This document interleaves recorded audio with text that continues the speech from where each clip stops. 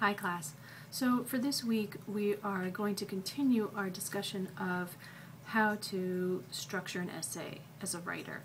And again, once we get into the readings, which are coming up after this week from our Patterns book, we're going to be examining those both as readers and writers and discussing some of these structural elements.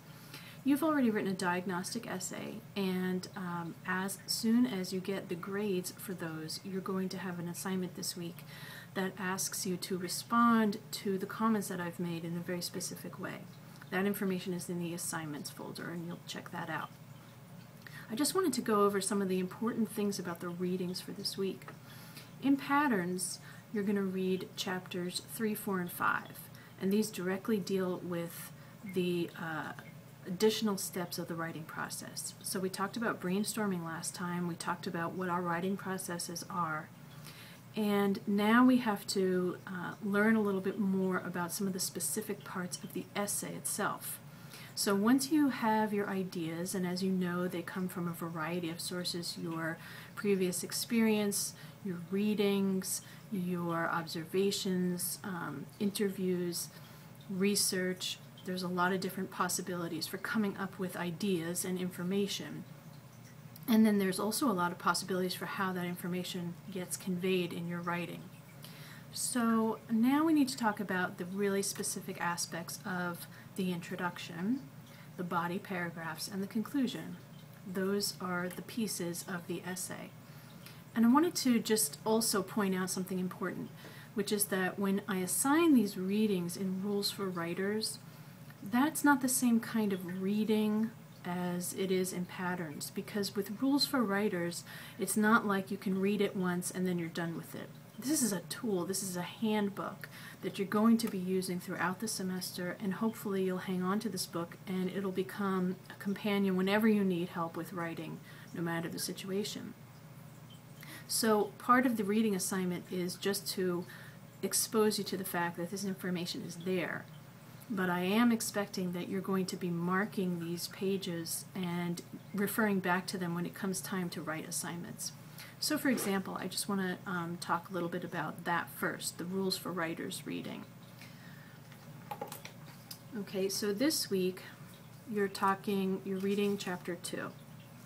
And it starts with talking about the introduction. I want you to pay particular attention to page 26. Talks about ways to hook the reader. That's what the introduction does. It does two things. First, it allows the reader into the essay by inviting them with something interesting, exciting, entertaining, and there are various strategies for coming up with those, and that's on page 26. The next thing the introduction does is explain to the reader what to expect in the rest of the essay, whatever it is that you're going to discuss in detail. So those are the two essential parts. You have to be interesting and you have to get to the point. And you have to give enough specific information in that part of it so that the reader knows really what to expect. That's also where the thesis statement goes, the very last sentence of the introduction. So there's a lot of good pages on how to write an effective thesis statement and what that means. There are some quizzes this week that you're taking that will test your understanding of that concept. The body is the next part of the essay, and all that means is a collection of paragraphs. Depending on your purpose, your audience, and your subject will determine how long that has to be. It should always be long enough so that you give the complete information that you need to give. And that information, of course, will vary depending on the purpose, the audience, and the subject of your writing. The conclusion is the last part, and there are also some good tips in here about what goes in and what doesn't go in to a conclusion.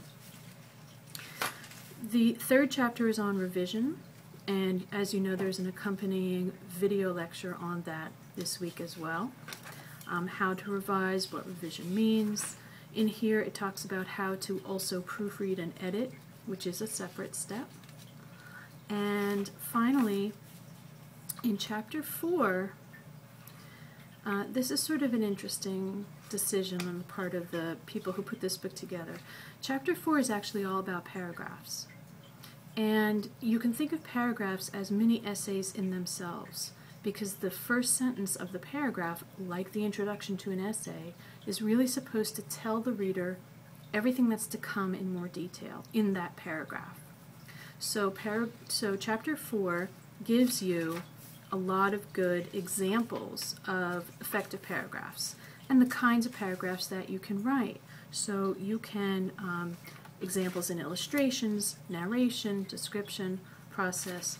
These are some of the choices that you have, so that even, for example, if you're writing a narrative, which is basically a story like the diagnostic essay, you can still have paragraphs within that narrative essay that describe a process or do a comparison and contrast. So when you're called upon to write an essay that emphasizes one of those strategies, this is also a good chapter to return to for some basic definitions of what these things really are. So all of these readings in Rules for Writers are going to be things that you refer back to over and over again.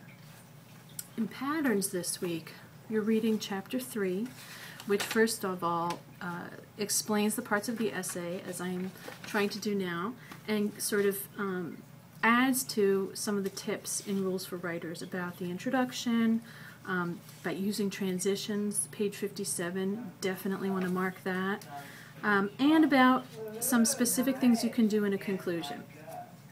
Chapter 4 is drafting and revising, and also gives you a lot of good practical advice there, some good tips that you're probably going to want to mark, and specifically what to do once you have a first draft and you have some comments. How do you make it better? And then chapter 5 is editing and proofreading. So again, that kind of brings home the fact that this is a separate exercise and has more to do with making sure there are no mistakes in your final draft. So these chapters, again, are going to be chapters that you refer to over and over as you go through the writing process for the essays in the class. And the last thing I want to make clear to you is that you do not have to draft an essay in the order in which the final version of the essay will appear. What does that mean? That means a lot of people get stuck before they start because they don't know how to get started. They think that they have to start with the final version of the introductory paragraph that has the hook and the background information and the thesis statement. Well, it's very difficult to do that in the first draft because you're still feeling your way through the whole paper. You don't really know, even if you do some excellent planning and outlining, you don't really know ultimately what you're going to end up with in terms of the content of that paper until you have finished drafting it and redrafting it.